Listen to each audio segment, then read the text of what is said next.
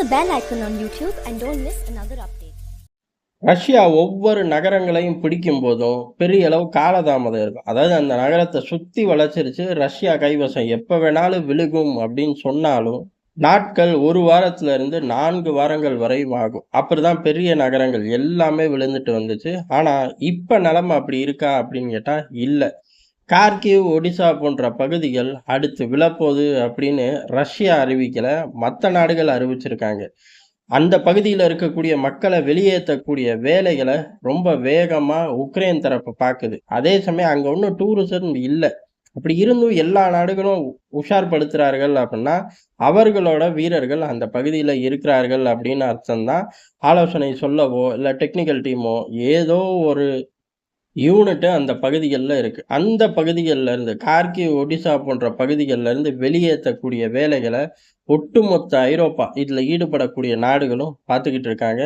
ஏறக்குறைய அந்த 2 நகரங்களும் விழப்போகுது அப்படிங்கிறதான். உக்ரைன் அங்கே உள்ள மக்கள்களை ஃபுல்லாக வெளியேற்றுறாங்க. வெளியேற்றுறது ஒன்று மட்டும்தான் அங்கே வேலை அப்படின்னு ஏற்றிக்கிட்டு இருக்காங்க.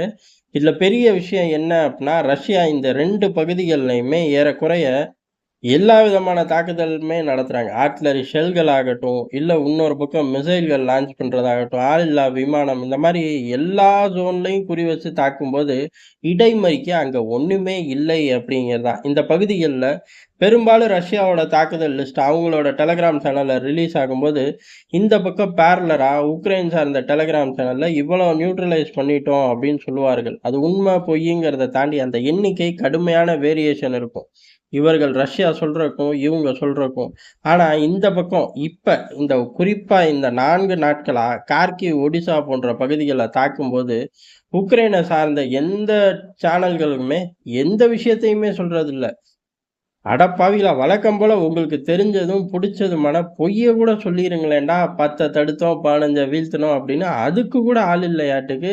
ஏறக்குறைய இந்த 2 நகரங்களும் கையை விட்டு போகுது. ஒடிசா கையை விட்டு போனதுக்கு அப்புறம் கடல் வரவு செலவே துண்டிக்கப்படும். ஏறக்குறைய ரஷ்யாவோட திட்டம் இதுதான். அதுக்கடுத்து மோல்டோவா பிடிக்க போறாங்க ரஷ்யா அப்படின்னு சொல்லி குயோ மியோன்னு கத்தி இன்னமும் கொளுத்தி போடுறதுக்கு ஆட்கள் தயாரா இருக்கார்கள். ஆனா ரஷ்யா நினைச்ச மிக நீண்டமான ஒரு லேண்ட் காரிடார அமைக்க முடியும். அதோட இறுதி பணியில ரஷ்யா இருக்கு. இவ்வளவும் களத்துல நடக்கும்போது இன்னொரு ஆள் இந்த சம்பந்தமா பேசக்கூடிய ஆள் தான் பெரிய அளவுல. யாரு அப்படின்னா எலான் மஸ்க் தான். அவரை பொறுத்த வரையும் ஒவ்வொரு நாளும் யுத்தம் தொடர தொடர கூடுதலான நிலப்பரப்பு தான் ரஷ்யா பக்கம் போய்கிட்டே இருக்கும். படார்னு முடிச்சோம்னா இப்ப என்ன நிலைமையோ அதுவரையுமாச்சு காப்பாற்ற முடியும். ஆனா இந்த யுத்தத்தை தொடர்றது மூலியமா ஒன்றும் சாதிக்க முடியாது. பொருள் இழப்பு, உயிரிழப்பு, இந்த முட்டாள் வேலையை யாரு பார்க்க சொல்லி யாரு பார்த்துக்கிட்டு இருக்கா கிரவுண்ட்ல அப்படின்னே தெரியல அப்படின்னு சொல்லி ரொம்ப காட்டமாவே அவரு தனக்கான ஸ்டைல்ல பதிவு பண்ணியிருக்காரு. ஏறக்குறைய எலான் மஸ்க் பதிவு பண்றாரு அப்படின்னா ஓரளவுக்கு அமெரிக்க லாபி செய்யற குழுக்கள் இந்த திசையை நோக்கி, அதாவது போற நிறுத்துற திசையை நோக்கி தள்ளுறார்கள் அப்படின்னு எடுத்துக்கலாம். கார்கிவ், ஒடிசா போன்ற பகுதிகள் கைவிட்டு போனதுக்கு அப்புறம் மேக்ரான் தன்னோட படைகளை இறக்குனா என்ன, இறக்காட்டி என்ன, ஏறக்குறைய நீண்ட நாட்களுக்கு அப்புறம் குறிப்பிடத்தகுந்த வெற்றியை ரஷ்ய படைகள் அடைய ஆரம்பிச்சிருக்காங்க.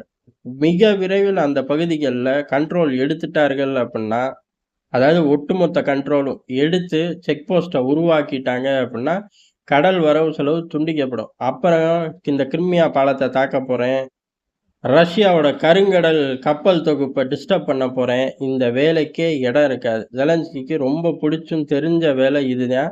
இது இல்லைன்னொன்னே ஏறக்குறைய மனுஷன் ரிட்டையர்ட் ஆகிற ஸ்டேஜ் தான்.